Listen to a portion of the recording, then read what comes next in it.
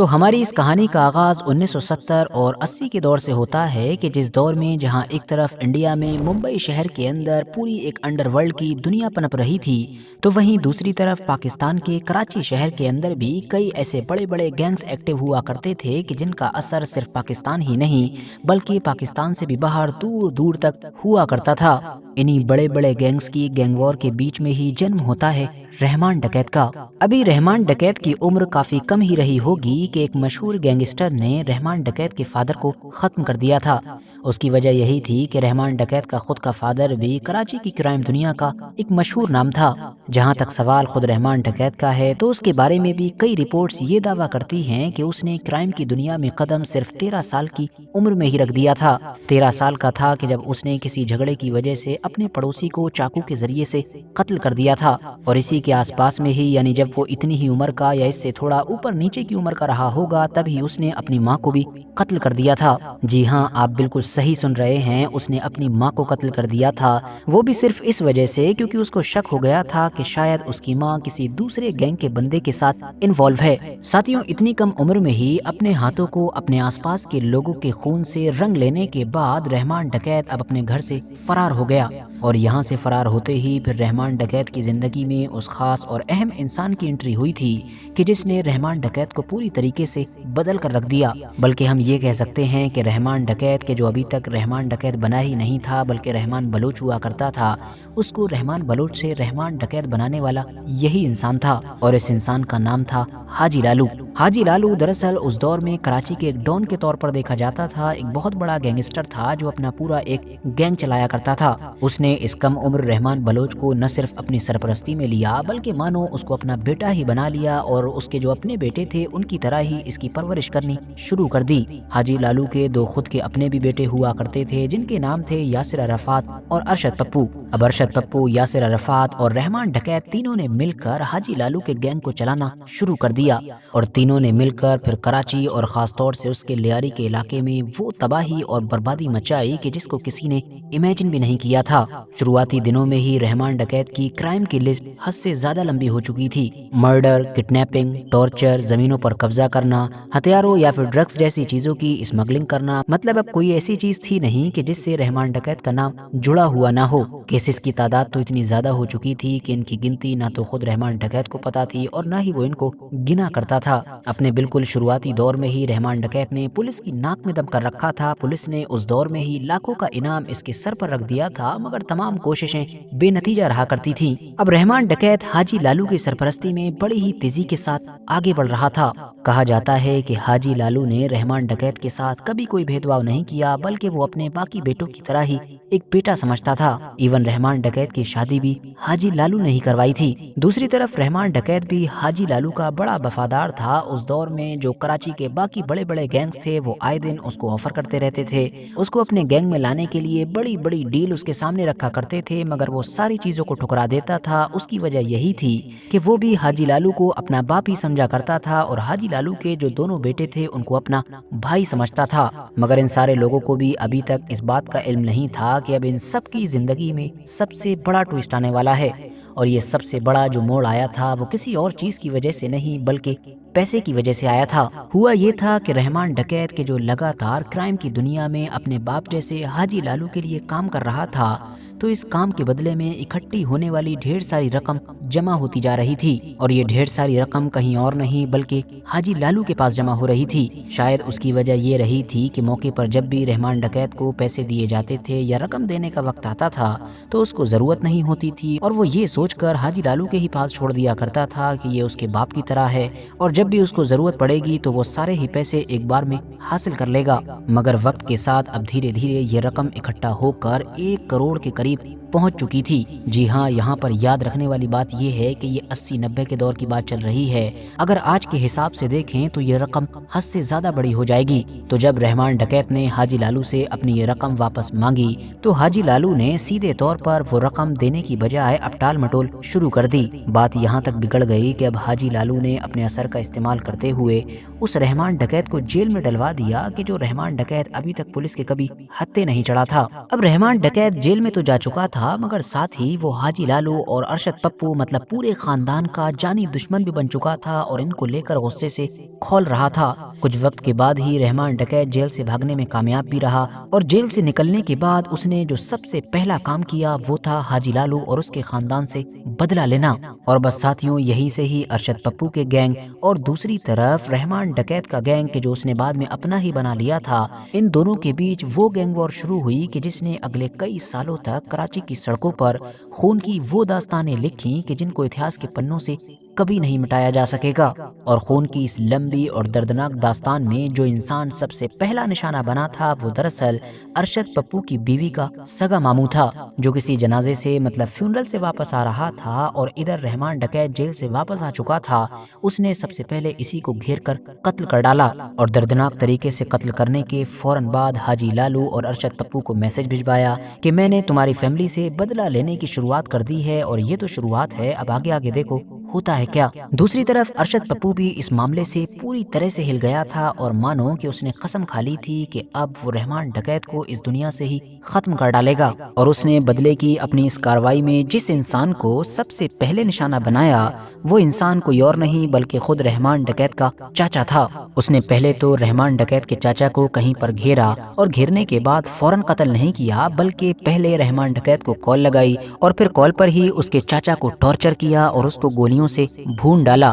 مطلب ارشد پپو نے رحمان ڈکیت کو کال پر سناتے ہوئے ہی اس کے چاچا کو بڑی بے دردی کے ساتھ قتل کیا تھا۔ دوسری طرف رحمان ڈکیت جو یہ سب کچھ سن رہا تھا وہ تڑپ رہا تھا، تل ملا رہا تھا مگر پھر بھی کچھ کر نہ سکا۔ حیرانی کی بات یہ ہے کہ ارشد پپو کا خون ابھی بھی ٹھنڈا نہیں ہوا تھا۔ اس نے یہیں پر بس نہیں کی بلکہ اب اس نے کراچی کے اندر جو لیاری کا علاقہ تھا جہاں پر رحمان ڈکیت کے اہم ٹھکانے تھے ان کو ایک ایک کر کے ٹارگٹ کرنا شروع کر دیا۔ بات اتنی زیادہ آگے بڑھ گئی کہ اب دھیرے دھیرے رحمان ڈکیت کو یہ یقین ہو گیا کہ کسی نہ کسی دن یہ لوگ مجھ کو بھی ٹارگٹ کر سکتے ہیں، تو اسی لیے وہ اپنی جان بچانے کی خاطر ٹیمپریری کراچی چھوڑ کر بلوچستان کی طرف چلا گیا اور وہاں پر جا کر ایک بار پھر سے نئے طریقے سے اس نے اپنے نیٹ ورک کو اور بھی زیادہ مضبوط کرنا شروع کیا اور یہ انتظار کرنے لگا کہ کب صحیح ٹائم آئے گا اور میں واپس کراچی کے لیاری میں لوٹوں گا اور ارشد پپو، حاجی لالو، ان کی پوری فیملی سے بدلہ لوں گا۔ جب ایک طرف رحمان ڈکیت یہ سب کچھ کر رہا تھا تبھی دوسری طرف ارشد پپو نے رحمان ڈکیت کے ایک اور بھی قریبی دوست کو قتل کیا جس کا نام تھا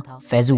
فیضو رحمان ڈکیت کا اتنا زیادہ قریبی تھا کہ جب اس کو قتل کیا جا رہا تھا تو رحمان ڈکیت نہ صرف رو رہا تھا بلکہ ارشد پپو سے بار بار منتیں کر رہا تھا کہ وہ اس کی ساری باتیں مان لے گا لیکن وہ اس کو قتل نہ کرے، لیکن ارشد پپو نے آخر میں اس کو قتل کر کے ہی دم لیا۔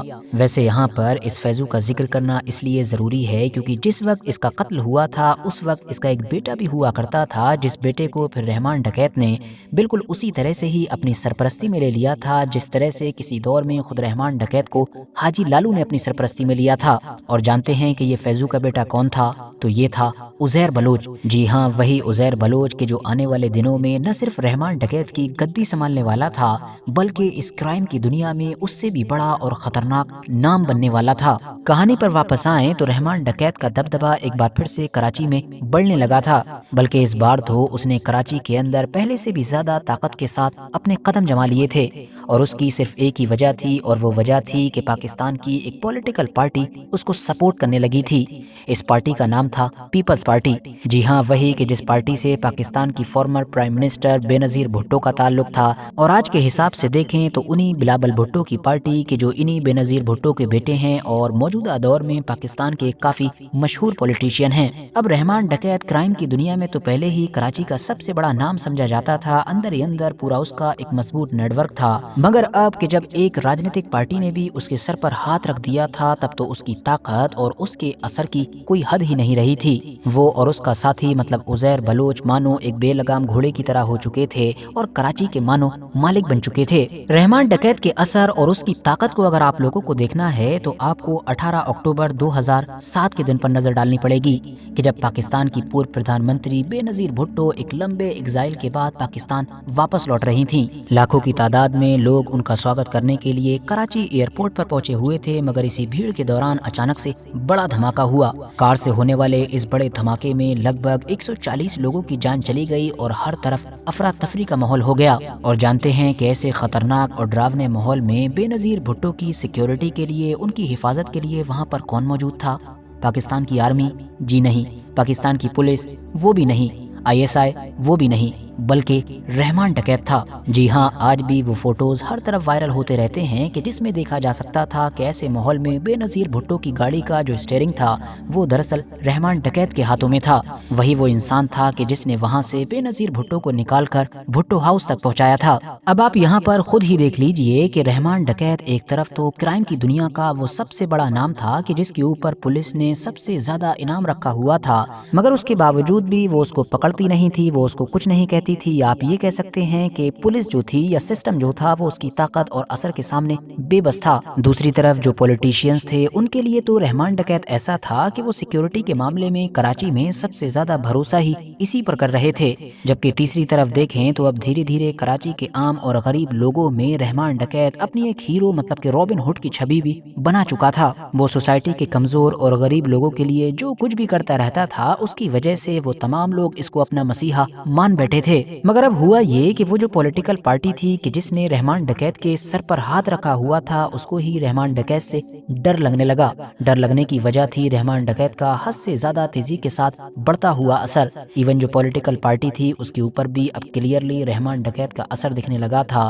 कराची शहर के अंदर कौन किस पोस्ट पर बैठेगा, टिकट किसको बांटे जाएंगे और कौन क्या करेगा, ये सारी चीजें भी अब रहमान डकैत के असर से तय होने लगी थी। इसीलिए ऐसा दावा किया जाता है कि इस पॉलिटिकल पार्टी ने ही ये डिसाइड कर लिया था कि रहमान डकैत को निपटा दिया जाए। और बस यहीं से इस कहानी में एंट्री होती है एक और अहम किरदार की कि जिनको SSP चौधरी असलम के नाम से याद किया जाता है, जो पाकिस्तान के अभी तक के सबसे धाकड़ पुलिस वाले के तौर पर याद किए जाते हैं। तो पाकिस्तान के अंदर आज भी किसी के लिए एक हीरो और मसीहा तो किसी के लिए एक विलन और खलनायक की इमेज रखने वाले चौधरी असलम खान की अगर असल जिंदगी पर नजर डाली जाए तो इनकी कहानी 1963 और 64 के दौर से शुरू होती है कि जब पाकिस्तान के एक प्रोविंस खैबर पख्तूनख्वा में इनका जन्म होता है। बाद में ये अपनी फैमिली के साथ यहाँ से कराची शिफ्ट हो जाते हैं और सिर्फ 20 से 21 साल की एक कम उम्र में ही पहली बार पुलिस को ज्वाइन करते हैं। 1984 में इन्होंने एक असिस्टेंट सब इंस्पेक्टर के तौर पर सिंध पुलिस को ज्वाइन किया था और उसके बाद कराची और बलूचिस्तान के कई अलग अलग पुलिस स्टेशंस पर ड्यूटी देते रहे। चौधरी असलम खान की पाकिस्तान के पूरे पुलिस डिपार्टमेंट के अंदर जो अचानक से शोहरत पड़ना शुरू हुई वो 1994 के दौर से शुरू हुई कि जब इनकी पोस्टिंग कराची के एक मशहूर गुलबहार नाम के इलाके में हुई थी। यहीं से ही चौधरी असलम खान के काम करने का जो एक दबंग और निडर तरीका था वो पहली बार गवर्नमेंट और पूरे पुलिस डिपार्टमेंट की नजर में आया था। कराची के जो उस दौर में क्राइम की एक पूरी दुनिया मानी जाती थी, वहाँ के कई इलाके कि जहाँ पर पुलिस वाले डर की वजह से दूर दूर तक भटका नहीं करते थे, वहाँ अब एक नया पुलिस वाला चौधरी असलम खान डंके की चोट पर कार्रवाइयाँ करा करता था। एडवांस में ही चैलेंज किया करता था, धमकियां दिया करता था और उसके बाद रेड मारा करता था। वैसे यहाँ पर आप लोगों के लिए ये जानना भी दिलचस्प होगा कि चौधरी असलम खान के नाम में ये जो चौधरी है ये उनके खानदान, नस्ल या फिर कबीले वगैरह की वजह से नहीं है, बल्कि हुआ ये था कि अपने करियर की शुरुआत में ही कई पिछड़े हुए इलाकों में चौधरी असलम खान बाकायदा एक चारपाई पर बैठता था और लोगों की बातें सुना करता था और उनकी जो परेशानियां होती थी, झगड़े होते थे, उनके जितने भी मैटर होते थे उनको सुलझाया करता था। इसके अलावा ये तो हम जान ही चुके हैं कि चौधरी असलम खान का जो पहनावा था वो चाहे ऑफ ड्यूटी हो या ऑन ड्यूटी, वो भी अपने आप में एक अलग ही था और काम करने का तरीका भी काफी यूनिक था। तो इन्हीं तमाम चीजों की वजह से लोगों ने असलम खान को, कि जिसका असली नाम मोहम्मद असलम खान हुआ करता था, उसको चौधरी असलम कहना शुरू कर दिया। अब मोहम्मद असलम खान को भी ये चौधरी असलम काफी पसंद आया, इसीलिए उस इंसान ने ये नाम हमेशा हमेशा के लिए ऑप्ट कर लिया। 1993-94 के दौर से लेकर 1997 तक चौधरी असलम खान ने एक के बाद एक इतने ज्यादा इनकाउंटर किए कि अब चौधरी असलम को पाकिस्तान में एक इनकाउंटर स्पेशलिस्ट कहा जाने लगा था। हैरानी की बात तो ये है कि लगातार किए गए इन हद से ज्यादा इनकाउंटर्स की वजह से ही एक केस में तो गलत आदमी के मर जाने की वजह से चौधरी असलम खान को खुद ही जेल जाना पड़ गया था। हालांकि 18 महीने जेल में रहने के बाद कोर्ट की तरफ से चौधरी असलम और उनके साथियों को इस मामले में बेगुनाह मानते हुए रिहा कर दिया गया था और सस्पेंड हो चुके चौधरी असलम अपनी ड्यूटी पर भी वापस आ गए थे। मगर इस बार ये जो चौधरी असलम की वापसी हुई थी ये पहले से भी ज्यादा ताकत के साथ हुई थी, क्योंकि अब तो गवर्नमेंट की तरफ से उनको सबसे बड़े मामले दिए जाने लगे थे। उनको सन 2000 के बाद के इसी दौर में ही लियारी से गैंगवॉर को निपटाने की भी जिम्मेदारी दी गई थी। उस दौर में लियारी के अंदर रहमान रहमान डकैत और न जाने उसकी तरह कितने गैंग्स एक्टिव थे जो आपस में ही लड़ते रहते थे। इन सभी का ही उस दौर में सफाया करने का बेड़ा उठाया था चौधरी असलम खान ने। चौधरी असलम ने अपनी एक स्पेशल फोर्स बनाई और अपने मिशन पर लग गए। अब हुआ ये कि एक दिन अचानक से चौधरी असलम को अपने नेटवर्क के थ्रू ये खबर मिली कि जो रहमान डकैत है वो बलूचिस्तान के हब के इलाके में मौजूद है। चौधरी असलम फौरन अपनी स्पेशल टीम को लेकर निकल पड़े। रास्ता में ही एक ट्रक के अंदर इन लोगों ने अपने कपड़े बदले, अपना हुलिया बदला, मगर हुआ ये कि जैसे ही ये उस खास इलाके में पहुंचे कि जहां पर रहमान डकैत के होने की खबर मिली थी, तो इन लोगों के होश उड़ गए, क्योंकि वहां पहुंचते ही इन लोगों के ऊपर खतरनाक हमला हो गया। गोलियां चलने लगी और देखते ही देखते इनकी टीम के कई लोग गोलियों से छलनी हो गए। और तो और खुद चौधरी असलम की भी गोलियां लगी, वो बुरी तरीके से जख्मी हुए। इमरजेंसी में हेलीकॉप्टर के जरिए से उनको कराची पहुंचाया गया। दरअसल हुआ ये था कि रहमान डकैत को इन लोगों की पल पल की खबर थी। उसको खबर थी कि ये लोग कब निकल रहे हैं, कहाँ पहुंच रहे हैं, कहाँ पहुंच चुके हैं और क्या क्या कर रहे हैं। इवन उसने तो जगह जगह पर सीसीटीवी कैमरास तक लगवा रखे थे, जिनके थ्रू वो इन सबको देख भी सकता था। अब चौधरी असलम बाद में वैसे तो इन खतरनाक जख्मों से भी उबर गए थे, ठीक हो गए थे, लेकिन जो उनको रहमान डकैत ने अंदर से जख्म दिए थे, उन्होंने चौधरी असलम को हिला कर रख दिया था। चौधरी असलम ने अब अपनी जिंदगी का सिर्फ एक मकसद ही यही बना लिया था कि उनको सिर्फ और सिर्फ रहमान डकैत से निपटना है। कुछ वक्त के बाद एसएसपी चौधरी को ये मौका मिल भी गया। उन्होंने एक बार फिर से अपनी पूरी टीम के साथ छापा मारा और इस बार रहमान डकैत को आखिर गिरफ्तार कर भी लिया। कराची में जो उनकी अपनी खास जेल थी, वहां पर उसको लाया गया और वहां पर उल्टा लटका कर बकायदा रहमान डकैत को काफी टॉर्चर किया गया। इस टॉर्चर के जरिए से उसकी जिंदगी के जितने जुर्म थे उनमें से ज्यादातर को कबूल भी करवा लिया गया। मगर खास बात ये थी कि इस बार ये जो रहमान डकैत को गिरफ्तार किया गया था, इसको ऑन रिकॉर्ड नहीं लिया गया था। मतलब कागजी तौर पर तो रहमान डकैत गिरफ्तार ही नहीं हुआ था, बल्कि ये सब कुछ एसएसपी चौधरी असलम और उनके कुछ ऊपर नीचे के लोग मिलकर कर रहे थे। मगर हैरानी की बात तो ये है कि यहाँ पर भी एक बार फिर से रहमान डकैत इन तमाम लोगों को चकमा देने में कामयाब हो गया। वो इस तरह से कि जब अगले दिन चौधरी असलम वापस अपने इस जेल में आए तो उनके ये सुनकर होश उड़ गए कि रहमान डकैत तो भाग चुका है। और बाद में पता चला कि चौधरी असलम के ही टीम के जो एक दो लोग थे, उनसे रहमान डकैत ने डील कर ली थी और उनको ऑफर दिया था कि अगर वो उसकी भागने में मदद करें तो वो उनको 5 करोड़ देगा। इस तरह से रहमान डकैत अपनी जिंदगी में एक बार फिर से जेल से भागने में कामयाब हो चुका था। मगर जाहिर है ये चीज चौधरी असलम जैसे लोगों के लिए उनकी पर्सनैलिटी पर एक काला धब्बा थी, क्योंकि पूरे पाकिस्तान में उनका दबदबा ही इसी वजह से था क्योंकि उनको क्राइम दुनिया के ऐसे बड़े नामों से निपटने के लिए जाना जाता था। तो इसीलिए ये समझा जाता है कि उसी वक्त ही चौधरी असलम ने ये कसम खा ली थी कि अगली बार रहमान डकैत को अरेस्ट नहीं किया जाएगा बल्कि इनकाउंटर होगा। और नोट करने वाली बात यह है कि बिल्कुल हुआ भी ऐसा ही। 9 अगस्त 2009 के दिन अचानक से सिर्फ पाकिस्तान ही नहीं बल्कि पूरे दुनिया के मीडिया में अब ये खबर दिखने लगी कि लियारी का सबसे बड़ा डॉन, सबसे बड़ा नाम मारा गया।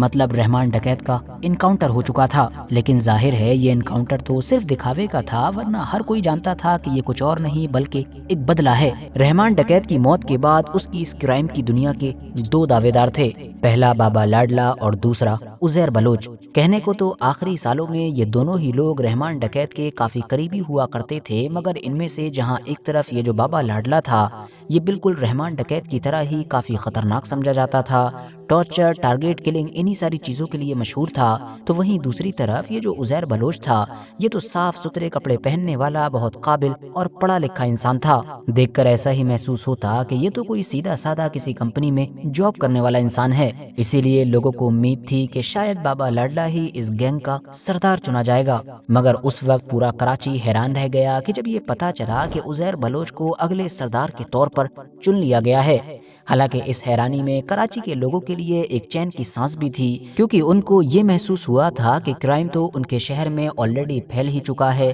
कम से कम ये तो बेहतर हुआ कि उजैर बलोच जैसा एक पढ़ा लिखा इंसान इस क्राइम की दुनिया की कुर्सी पर बैठ चुका है, जिससे हो ना हो पहले के मुकाबले में अब काफी सुधार ही आएगा। लेकिन दोस्तों अफसोस ये सारे के सारे लोग ही गलत सोच रहे थे, क्योंकि उजैर बलोच तो वो करने जा रहा था कि ये लोग रहमान डकैत को भी भूल जाएं। रहमान डकैत के जो उजैर बलोच की तरह पढ़ा लिखा तो नहीं था, मगर उसके बावजूद भी उसके अपने बनाए हुए कुछ रूल्स थे, कुछ नियम थे। लेकिन उजैर बलोच के सिस्टम में तो वो रूल्स भी गायब हो चुके थे, जिसकी वजह से फिर उजैर बलोच के गद्दी पर बैठते ही कराची की सड़कों ने वो सब कुछ देखा था कि जिनको इतिहास में कभी भी नहीं भुलाया जा सकेगा। शुरुआत अरशद پپو کے اس قتل سے ہوئی کہ جس کو آج بھی کراچی میں ایک فٹ بال گیم کے طور پر یاد کیا جاتا ہے۔ کہا جاتا تھا کہ رحمان ڈکیت اگر مسل پاور ہے تو جو عزیر بلوچ ہے وہ اس کا مائنڈ ہے، مطلب اس کا دماغ ہے۔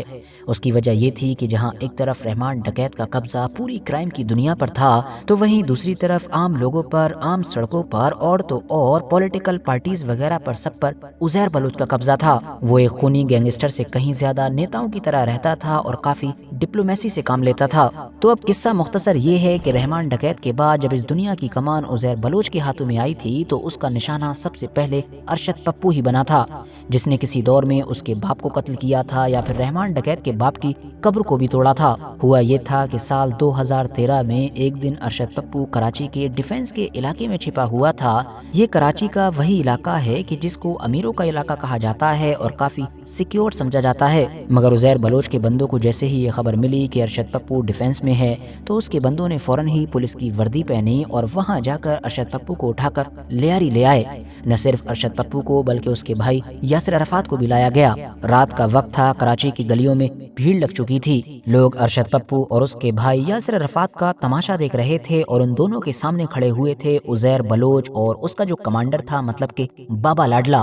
سب سے پہلے تو کافی دیر تک ان لوگوں کو ٹارچر کیا گیا اور ان کے چیخنے چلانے کی آوازیں لیارے کی گلیوں میں گونجتی رہیں۔ اس کے بعد ارشد پپو کے سر کو کاٹ دیا گیا اور جب یہیں پر ان لوگوں کا من نہیں بھرا تو ان لوگوں نے اس کا کٹا ہوا جو سر تھا اس کو زمین پر رکھا اور ٹھوکریں مار مار کر مانو فٹ بال کھیلنا شروع کر دیا۔ سر کے علاوہ جو بچی ہوئی باڈی تھی اس کو گدھا گاڑی پر ڈال کر لیاری کی تمام گلیوں میں گھمایا گیا۔ اس کے بعد اس باڈی کے ٹکڑے کر دیے گئے، ان کو جلایا گیا اور جلانے کے بعد جو راکھ بچی تھی اس کو سبھی کے سامنے گٹر میں بہا دیا گیا۔ ساتھیوں، صاف ہے یہ کچھ ایسا ہو رہا تھا کہ جو رحمان ڈکیت کے دور میں بھی نہیں دیکھا گیا تھا۔ 2009 میں رحمان ڈکیت کی گدی سنبھالنے کے بعد سے ہی عزیر بلوچ کا انفلوئنس بڑی تیزی کے ساتھ بڑھنا شروع ہو چکا تھا۔ کرائم کی دنیا پر تو اس کی پکڑ تھی ہی، مگر پولیٹکس میں بھی اب اس کا دبدبہ کم نہیں تھا۔ اس کے اثر و رسوخ کی وجہ سے ہی اب پاکستان کی ایک بڑی اور اہم پارٹی اس کو پوری طریقے سے سپورٹ دے چکی تھی۔ کراچی کی راجنیتی میں تو اس کی اجازت کے بغیر مانو پتہ بھی نہیں ہلتا تھا۔ مگر ساتھیوں، 2012 آتے آتے جب پاکستانی گورنمنٹ کو یہ محسوس ہوا کہ پانی اب سر سے اوپر جا رہا ہے تو اس نے ایک آپریشن لانچ کیا۔ اس آپریشن کی ذمہ داری دی گئی تھی مشہور SSP چودھری اسلم کو۔ وہ لگ بھگ اپنے 3000 پولیس والوں کو لے کر لیاری پہنچ گئے۔ چودھری اسلم اور ان کی اتنی بڑی فوج کو دیکھ کر، ان کی گاڑیوں کو دیکھ کر، ان کے جس طرح کے ہتھیار تھے ان سب کو دیکھ کر ایسا محسوس ہو ہی نہیں رہا تھا کہ یہ کسی گینگسٹر یا پھر کرمنلز وغیرہ سے لڑنے کے لیے آئے ہیں، بلکہ ایسا لگ رہا تھا کہ مانو یہ کسی بڑی طاقت سے ایک پوری جنگ کرنے کے لیے آئے ہیں۔ اور دوستو، حیرانی کی بات یہ ہے کہ بالکل ہوا بھی ایسا ہی۔ یہ لوگ جیسے ہی لیاری کے علاقے میں پہنچے تو دوسری طرف سے ان کا سواگت گولیوں وغیرہ سے نہیں بلکہ راکٹ سے ہوا تھا۔ جی ہاں، عزیر بلوچ کے لڑاکوں نے فوراً ان کے اوپر راکٹس چھوڑے اور ان لوگوں کی گاڑیاں ایسے اڑنے لگیں کہ مانو کوئی فلم چل رہی ہو۔ مگر چودھری اسلم بھی بھلا کہاں پیچھے ہٹنے والا تھا۔ ان چیزوں کے باوجود بھی چودھری اسلم نے یہ آپریشن اگلے 8 دن تک لگاتار جاری رکھا۔ اگلے 8 دن تک پورے لیاری علاقے کی اس طرح سے گھیرا بندی کر کے رکھی گئی کہ نہ تو کوئی اندر سے باہر آ سکتا تھا اور نہ ہی باہر سے اندر جا سکتا تھا۔ پولیس اور عزیر بلوچ کے گینگز کے بیچ جو جنگ چلنی تھی وہ تو چل ہی رہی تھی، مگر ان سب کے بیچ سب سے زیادہ نقصان عام لوگوں کو ہو رہا تھا۔ زیادہ تر لوگوں کا کھانے پینے کا سامان یا تو ختم ہو چکا تھا یا پھر ختم ہونے والا تھا۔ حالات حد سے زیادہ برے ہو چکے تھے۔ عزیر بلوچ کے بارے میں یہاں پر یہ ذکر کرنا بھی ضروری ہوگا کہ عزیر بلوچ نے کراچی کے اندر اپنی ایک رابن ہوڈ کی چھوی بھی بنا لی تھی، یا یہ کہہ سکتے ہیں کہ وہ چھوی بنانے کی کوشش کر رہا تھا۔ عزیر بلوچ کی طرف سے عام غریب اور کمزور لوگوں کی کافی مدد کی جاتی تھی، سوشل ویلفیئر کا کافی کام ہوتا تھا۔ اس کے علاوہ پیپلز امن کمیٹی نام کا ایک سنگٹھن کہ جس کو کسی دور میں رحمان ڈکیت نے بنایا تھا، اس کو بھی عزیر بلوچ ہی چلا رہا تھا۔ یہ تمام چیزیں اس کو پولیٹیکلی کافی فائدہ پہنچاتی تھیں، مگر ظاہر ہے سبھی عقلمند لوگوں کو معلوم تھا کہ اس سفید دنیا کے پیچھے کا کالا سچ کیا ہے۔ عزیر بلوچ کے بارے میں مشہور ہے کہ اس کا وہ عالیشان محل کہ جہاں پر وہ ایک راجا کی طرح بیٹھتا تھا اور جہاں پر ایک جھرنا ہوا کرتا تھا کہ جو دیکھنے میں کافی خوبصورت لگا کرتا تھا، مگر حیرانی کی بات یہ تھی کہ وہ جھرنا بھی دراصل صرف اسی لیے چلایا جاتا تھا تاکہ پیچھے جو ٹارچر روم تھا اس سے انسانوں کی چیخنے اور چلانے کی آوازوں کو دبایا جا سکے۔ عزیر بلوچ کے محل کے پیچھے اپنا ایک پرسنل زو بھی تھا، مطلب چڑیا گھر تھا، جس کے اندر اس نے مگرمچھ پال رکھے تھے، بھالو پال رکھے تھے، اور مانا جاتا ہے کہ کبھی کبھی وہ اپنے دشمنوں کو دھمکانے کے لیے یا ان کو خوفناک موت دینے کے لیے ان جانوروں کا استعمال کیا کرتا تھا۔ کل ملا کر عزیر بلوچ بہت جلد ہی ہر طریقے سے کافی پاورفل ہو چکا تھا اور کراچی کا مانو مالک بن چکا تھا۔ مگر تبھی اس کہانی میں ایک بڑا موڑ آیا۔ وہ موڑ یہ تھا کہ وہ بابا لاڈلا کہ جو عزیر بلوچ کا ابھی تک کمانڈر تھا اور کسی دور میں بالکل عزیر بلوچ کی طرح ہی رحمان ڈکیت کا قریبی ہوا کرتا تھا، اس سے عزیر بلوچ کا جھگڑا ہو گیا۔ پیسوں وغیرہ کو لے کر ہونے والی نوک جھوک کا نتیجہ یہ ہوا کہ یہ دونوں الگ الگ ہو گئے۔ کراچی بھی دو ٹکڑوں میں بٹ گیا، مطلب آدھے پر اب بابا لاڈلا کا قبضہ اور آدھے پر عزیر بلوچ کا قبضہ۔ نتیجہ یہ ہوا کہ ان دونوں گروپس کے بیچ اب گینگ وار شروع ہو گئی۔ آئے دن اب کراچی کے لوگوں کو کدری نہ کدری سے گولیوں کی آوازیں سنائی دینے ہی لگتی تھیں۔ حالات یہاں پہنچ گئے کہ عزیر بلوچ نے اب بابا لاڈلا کو ہی نپٹانے کا فیصلہ کر لیا۔ ایک فٹ بال میچ کہ جس کو بابا لاڈلا دیکھنے کے لیے گیا تھا، اس میں بم بلاسٹ کروایا گیا تاکہ بابا لاڈلا کو ختم کیا جا سکے۔ اس بم بلاسٹ میں بابا لاڈلا تو بچ گیا، مگر 7 سے 8 ایسے عام لوگ کہ جن کا ان چیزوں سے کوئی لینا دینا نہیں تھا، ان کی موت ہو گئی۔ بابا لاڈلا بچ چکا تھا، غصے سے کھول اٹھا تھا، اس نے بھی بدلہ لیا اور عزیر کے قریبی ساتھی ظفر بلوچ کو گولیوں سے بھون ڈالا۔ یہ جنگ اب اور بھی زیادہ خونی ہو گئی تھی اور رپورٹ بتاتی ہیں کہ صرف 1 سال کے اندر اس گینگ وار کی وجہ سے کراچی کے اندر لگ بھگ 800 لوگوں کی موت ہوئی تھی۔ اب یہاں پر دھیان دینے والی بات یہ ہے کہ یہ وہ دور آ چکا تھا کہ جب کراچی کے اندر دھیرے دھیرے طالبان نے بھی پیر جما لیے تھے۔ نہ صرف پیر جما لیے تھے بلکہ اب تو انہوں نے پاکستانی حکومت کی ناک میں دم کر رکھا تھا۔ خاص طور سے ایئرپورٹ پر ہونے والے ایک اٹیک نے تو پوری پاکستانی حکومت کو ہی ہلا کر رکھ دیا تھا، جس کی وجہ سے اب پاکستانی حکومت نے نہ صرف رینجرز کو کھلی چھوٹ دے دی بلکہ ایک بڑا آپریشن بھی لانچ کیا جس کا نام تھا آپریشن کراچی۔ یہ ایک ایسا آپریشن تھا کہ جس کا مقصد تھا کراچی کو بالکل کلین کر دیا جائے، مطلب چاہے طالبان ہو یا عزیر بلوچ کا گینگ ہو یا باقی کوئی گینگ ہو، مطلب کوئی چاہے کرمنل ہو یا آتنکوادی ہو، سب کو ایک ہی حساب سے ٹریٹ کیا جائے اور سبھی کا صفایا کیا جائے۔ اب کیونکہ کراچی کے اندر شروع ہونے والا گورنمنٹ کا یہ جو صفائی ابھیان تھا، اس میں S S P Chaudhry Aslam کافی انوالو تھے، تو اسی لیے ان کو ٹارگٹ کیا جانے لگا۔ جہاں ایک طرف چودھری اسلم ان سارے گروپس کے اوپر لگاتار کاروائیاں کر رہا تھا، ان کو زمین سے مٹا دینے کی قسمیں کھا رہا تھا، تو وہیں دوسری طرف طالبان جیسے گروپ بھی اب یہ ارادہ کر چکے تھے کہ کیوں نہ چودھری اسلم کو ہی نپٹا دیا جائے۔ اور پھر یہیں سے ہی مطلب کہ 2010 اور 11 کے دور سے ایک کے بعد ایک لگاتار چودھری اسلم خان کے اوپر قاتلانہ حملے شروع ہو جاتے ہیں۔ ہونے والے کئی قاتلانہ حملوں میں سے سب سے مشہور قاتلانہ حملہ نومبر 2011 میں اس وقت ہوا کہ جب ایک کار کے ذریعے سے ڈیفنس کے علاقے میں موجود چودھری اسلم خان کے گھر کو ہی اڑا دیا گیا۔ الگ الگ آنکڑا دینے والی کئی رپورٹس کے مطابق گھر کو بھی اڑا دینے والے اس حملے میں لگ بھگ 10 سے لے کر 20 لوگوں کی موت ہوئی تھی، مگر اہم بات یہ تھی کہ خود چودھری اسلم خان اور ان کی اس فیملی اس حملے سے بچ گئی تھی۔ ٹی ٹی پی مطلب کہ تحریک طالبان پاکستان نے اس حملے کی ذمہ داری لی، تو وہیں دوسری طرف چودھری اسلم خان نے ڈرنے کی بجائے اس حملے کے بعد بھی ٹی ٹی پی کو چیلنج ہی کیا۔ چودھری اسلم خان کے اوپر آخری بڑا قاتلانہ حملہ 9 جنوری 2014 کے دن ہوا کہ جب وہ شام کے وقت کراچی کے ایک ہائی وے پر اپنی گاڑی سے جا رہے تھے، تو ایک دوسری گاڑی کہ جس میں بارود بھرا ہوا تھا، اس کے ذریعے سے ان کی گاڑی کو ہی اڑا دیا گیا۔ اور اسی حملے میں ہی پچھلے کئی سالوں سے پاکستان کے لگ بھگ سبھی ہائی پروفائل کیسز کے اندر انوالو رہنے والے آفیسر مطلب کہ چودھری اسلم خان کی اپنے کچھ ساتھیوں کے ساتھ موت ہو گئی۔ مگر آپریشن کراچی چودھری اسلم کی موت کے بعد بھی نہیں رکا، بلکہ اس نے اور تیزی پکڑ لی۔ لیاری جیسے علاقے اب چھاونی میں بدل چکے تھے، ہر طرف رینجرز ہی رینجرز نظر آتے تھے۔ نتیجہ یہ ہوا کہ عزیر بلوچ اور بابا لاڈلا جیسے کراچی کے بڑے بڑے گینگسٹرز کے جن کا کبھی شہر پر راج ہوا کرتا تھا، اب اپنی جان بچانے کی خاطر ادھر ادھر بھاگنے لگے۔ سب سے پہلے بات کریں بابا لاڈلا کی، تو وہ کراچی سے خفیہ طور پر بھاگا اور بلوچستان کے علاقے میں جو ایران کا بارڈر تھا وہاں پر جا کر چھپا، مگر 2017 میں ہی رینجرز وہاں بھی پہنچ گئی اور ایک انکاؤنٹر میں اس کو ختم کر ڈالا۔ دوسری طرف جو عزیر بلوچ تھا، ظاہر ہے اس کا نیٹ ورک کافی بڑا تھا، تو اسی لیے وہ بار بار بچنے میں کامیاب ہو جاتا تھا۔ کبھی ادھر سے ادھر پہنچتا اور رینجرز جب ادھر پہنچتے تو وہ وہاں سے بھی غائب ہو چکا ہوتا تھا۔ آخر میں اس نے یہ کیا کہ ایک نقلی پاسپورٹ بنوایا، اسپیڈ بوٹ کے ذریعے سے وہ پہلے مسकट पहुंचा और वहां से दुबई चला गया, लेकिन दुबई पहुंचकर भी बच ना सका क्योंकि वहीं पर ही उसको गिरफ्तार कर लिया गया और गिरफ्तार करके पाकिस्तान लाया गया।